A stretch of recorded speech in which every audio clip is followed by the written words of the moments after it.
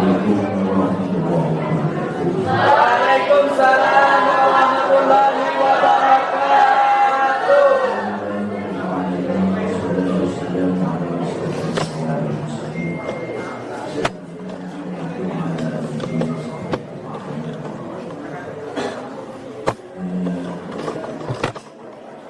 Jadi yang saya cintai khususnya jalan kegiatan Novianti ini nggak biasanya kalau di kelas kan isinya sejarah. Saya disuruh bicara tentang moderasi, keadaannya yang rusak. Tapi saya minta kalau bawa catatan catat aja.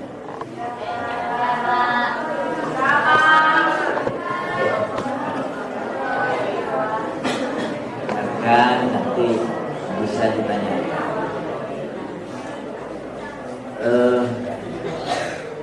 Tidak satu dua penceramah narasumber atau mubalik yang menjelaskan tentang moderasi beragama. Kadang-kadang orang yang keras pun bicara tentang moderasi. Saya moderat. Gak ada yang mengaku saya ekstrim. Gak ada. Kenapa? Karena masing-masing orang itu kayak yang satu, kayak yang lain, Habib yang satu, Habib yang lain, merasa benar dengan penafsirannya, merasa paling benar dengan penafsirannya. Yaitu yang bersalah, merasa paling, sehingga yang lembut, itu juga mengklaim dirinya moderat. Dalam bahasa Arab itu al-mutawassit, tengah-tengah. Jadi tengah-tengah itu tidak condong ke kiri, tidak condong ke kanan. Tapi posisi di tengah-tengah, sewaktu-waktu bisa kiri, bisa kanan. Nah ini yang jadi besar. Jadi ketika saya di tengah begini, bukan berarti saya tidak bisa ke kiri, ke kanan, juga tidak bisa ke kiri. Jadi kalau moderasi itu elastis, apa elastis itu? Bisa gini, tidak mudah patah. Sekarang kan ada moderasi dalam Kamus Bahasa Indonesia, KBHI, Kamus Besar Bahasa Indonesia, KBHI, diartikan tidak ekstrim, toleran. Toleran itu bisa menganggap bahwa sesama itu, yang lain itu bukan berarti musuh, toleran, tapi sahabat, teman, itu toleran. Kamu boleh berbeda dengan saya, tapi kita bisa berjalan bersama. Jadi itu toleran.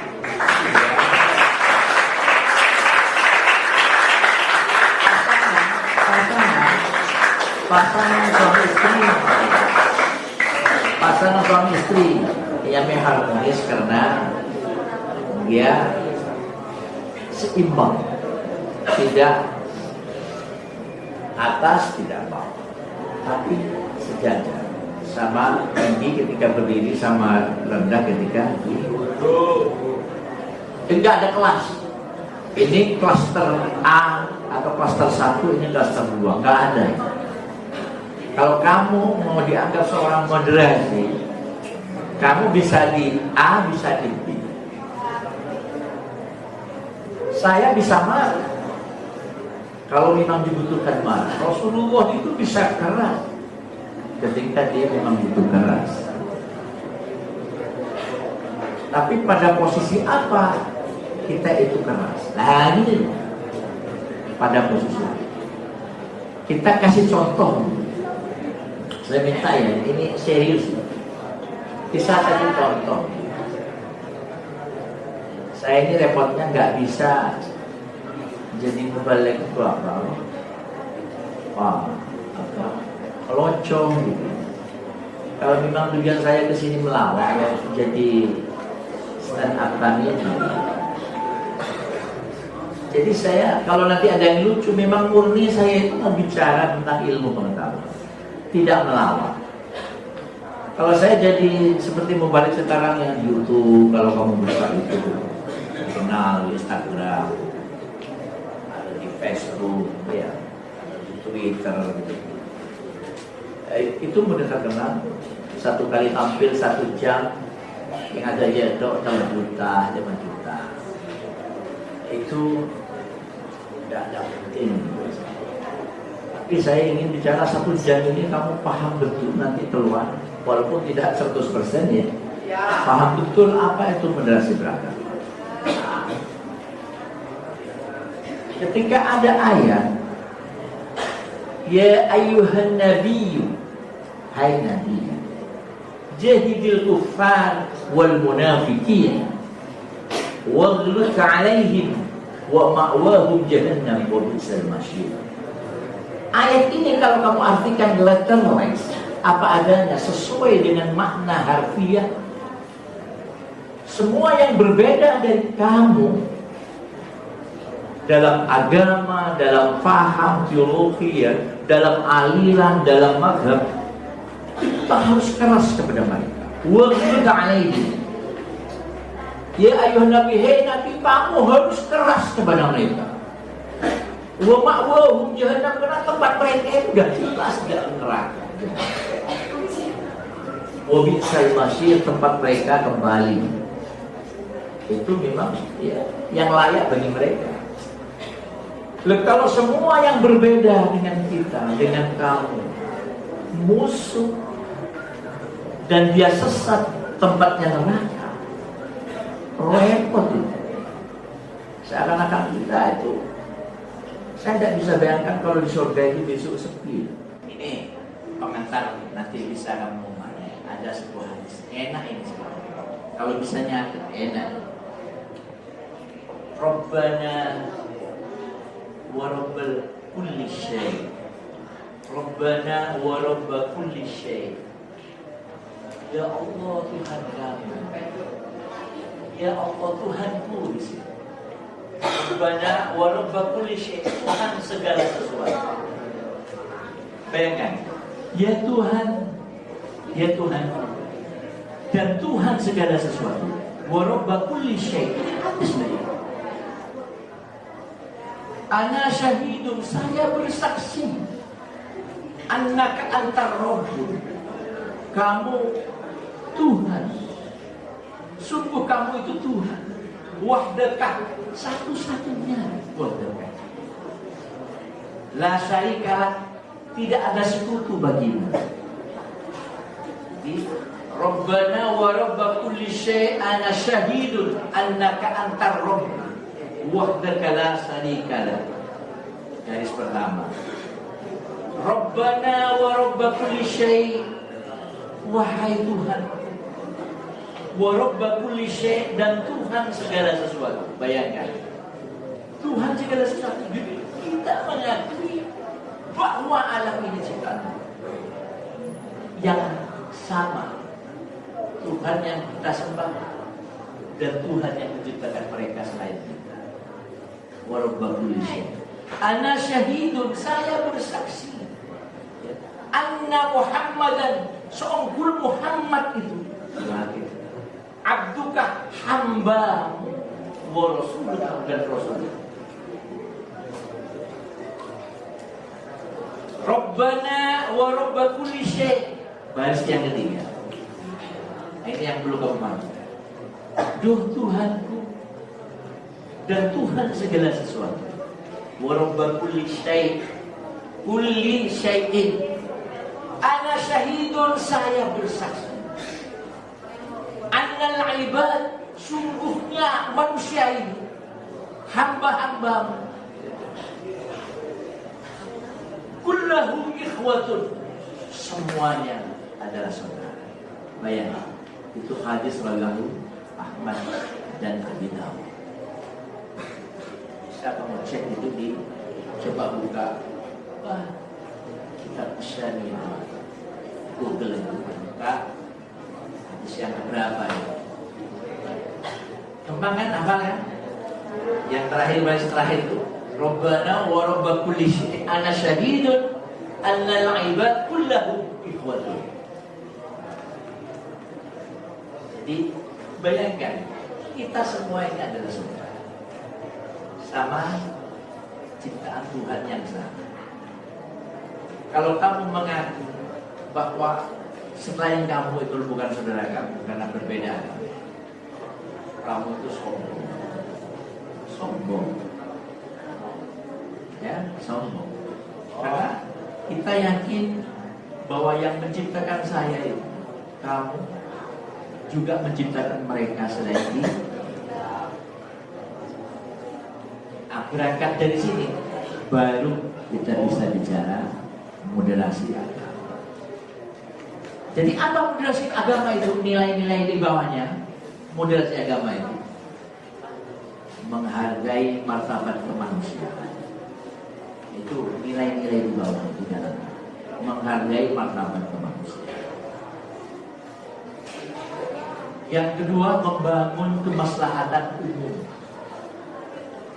Jadi kalau kamu mau berbuat baik itu bukan untuk hanya golongan kamu, saudaramu, tapi kalau mau berbaik adalah untuk kehidupan semuanya. Betul dan kampung boleh. Kamu jadi kepala desa. Kalau jadi kepala desa bele, menang. Pak, kamu hanya membangun jalan di tempat dukung yang memilih kamu, sedangkan rakyat kamu yang sebelah sana kamu tidak bangun jalannya karena kamu menganggap lambe jelok belenggu. Itu sudah salah. Ketika kamu menang, mereka itu memilih atau tidak memilih, semua rakyat kamu. Jadilah kamu itu matahari. Kita tidak lucu kok. Tadi malam jam 10 malam diumumkan setelah Menteri BUMN Erick Thohir, Ketua PSSI Indonesia, merayu Ketua FIFA supaya U20 itu dunia itu ada di Indonesia. Sudah disiapkan 6 lapangan sepak bola, Surabaya, Jakarta, Bandung, Jogja, Solo. Ini sudah disiapkan reben itu sintetik kayak di Eropa. Kamu tahu semuanya menolak. Yang menolak tidak semuanya rakyat Indonesia, tapi sahabat Surban menolak. Karena Israel mau ikut.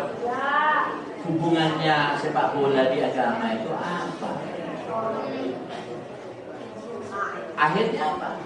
Karena banyak Muhammadiyah naik dulu. Saya terserah. Pemerintah mau mengadakan di Indonesia, Israel ikut, welcome. Itu NU.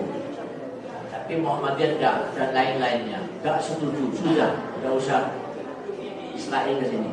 Gak bisa karena Israel itu setuju tidak setuju bagian dari dunia. Kita tidak mengakui bangsa Israel, penjajah itu. Tapi di dunia, di PB di sana dia diakui sebagai negara. Palestina juga sebagai negara. Tapi akhirnya sudah ditolak. Berarti Islam di Indonesia ini apa ya? Ya Islam. Ada poking, ada lucu ya. Saya sedih dari malam, ya Allah. Sudah TV menyiarkan 3 bulan. Semua sponsor hilang. Uang-uang yang mau masuk ke Indonesia, hotel-hotel gak ada. Siapa yang mau lihat gitu? Gak ada. Berapa ratus ribu tourism gitu ya, orang traveler dari luar negeri yang akan menonton itu jagoannya nginep di hotel. Gak ada, kosong. Hanya karena urusan dia itu Yahudi. Persoalannya sepak bola dengan Yahudi agama apa? Ya udah sudah selesai, sekarang dipindah ke PRU. Saya itu nangis. Kapan kita dewasa? Kapan kita menjadi dewasa? Al-Quran hafal. Mereka hafal Al-Quran. Yang tidak semua puas, ini ayat ini. Tapi kamu tahu kata Rasulullah, orang boleh muncul ayat sebenarnya ayat Al-Quran, tapi tujuannya adalah untuk batil, yadribul batil, untuk kebatilan. Tidak ada artinya. Kalau cuma muncul ayat-ayat tapi untuk kebatilan, tidak ada artinya. Untuk kekerasan tidak ada artinya. Apa yang dengan kejadian ini apa yang kita banggakan kepada Tuhan? Tuhan, saya udah musir orang-orang Israel pemain sepak bola yang 23 orang itu atau 24 orang itu. Yo, yang mau unjuk permainan sepak bolanya di Indonesia, tidak bisa kita lihat. Udah saya tolak karena mereka agamanya Yahudi. Gitu kan. Makanya besok saya tempatkan di neraka. Apa di surga mereka tempatkan di neraka? Allah, saya gini.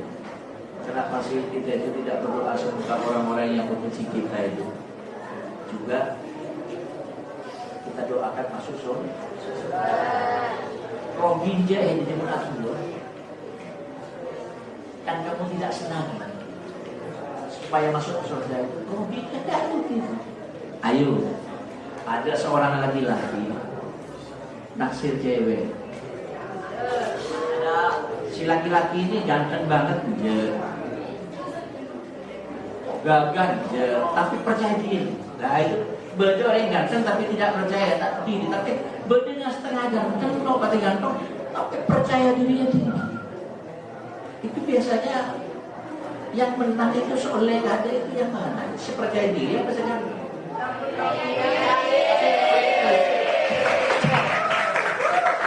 Cewek itu mereka perempuan itu suka laki-laki yang agresif, atau yang sebar kelewaran kamar, ayo suka yang agresif, orang biasa-biasa saja. Dari fisik biasa-biasa saja, tidak bisa ya nilainya 6 lah. Sedangkan Semar Lemerjo dari segi fisik nilainya 9. Ayo sebagai perempuan, apa mau orang yang agresif itu? Atau saya lemah, debat sendiri. Apa? Oon telan. Munisoro itu nampun telok kali. Ayo, kamu pilih yang seperti itu, tapi fisik itu bagus. Apa orang saya biasa itu? Yang enak itu pilih yang mana? Ayo, siapa yang bisa pilih? Yang enak itu pilih fisiknya bagus, agresif.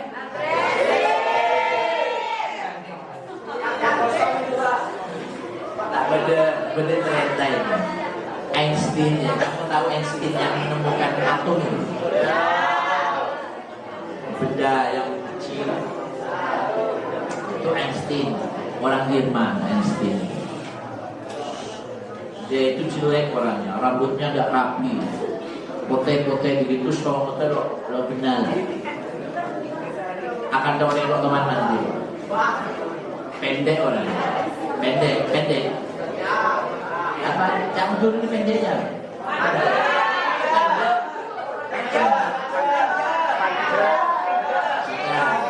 tapi IQ-nya itu 180.